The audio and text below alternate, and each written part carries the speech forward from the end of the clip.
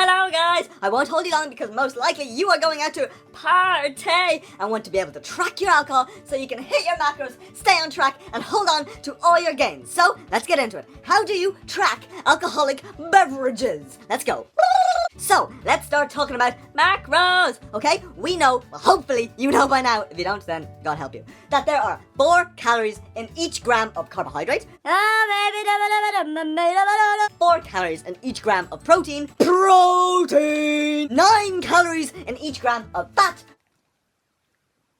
but in alcohol, there are 7 calories per gram. So it's sort of bang in the middle, okay? Why is this important? Well, let me explain and give 2 examples. Example numero uno, the easiest example. You have a beer or you order some alcoholic beverage. You look at the back of the bottle and it gives you the total caloric value. So in this case, let's say this beer is 120 calories, okay? Well, as you know, there are 4 calories in each gram of carbohydrate and protein, and that there are 9 calories in each gram of fat. You can then borrow calories for the rest of your day. So 120 divided by 4 is 30 grams of carbohydrates. So from your daily total of carbohydrates, you just subtract 30 grams to be able to fit this bad boy in. Or you can subtract it from your fats. So 120 divided by 9 is 13 grams of fat. So if you usually shoot for 70 grams of fat per day, if you want to fit this bad boy in, maybe shoot for 57 grams of fat per day.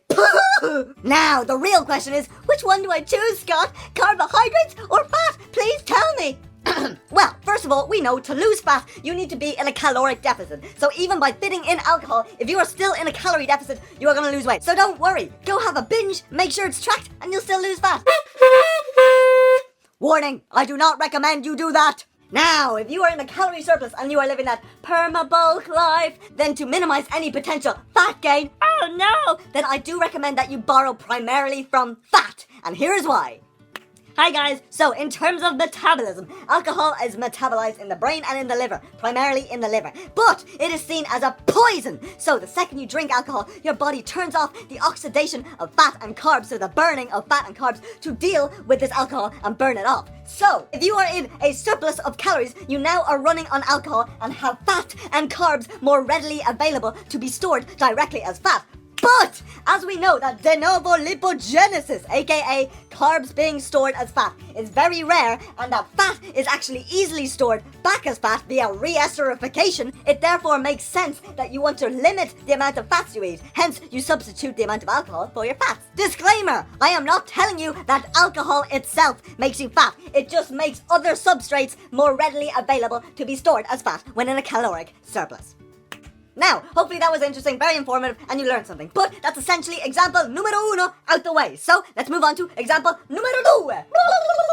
Example numero due. The waiter brings you your drink and you're like, oh my god, there's no calories. Waiter, there's no calories. How do I try? Chill guys. You may not have the exact calorie amount at the back of the bottle, but what you will often find is the percentage of alcohol and the amount of liquid within the bujale. Bujale's bottle in Irish. Ooh, where are we going with this, Scott? Well, if we know the amount of alcohol and the amount of liquid within the beverage, we can do a simple calculation to find out how many calories are in this bad boy, even though we don't actually have it written on the back of the bottle. Woohoo!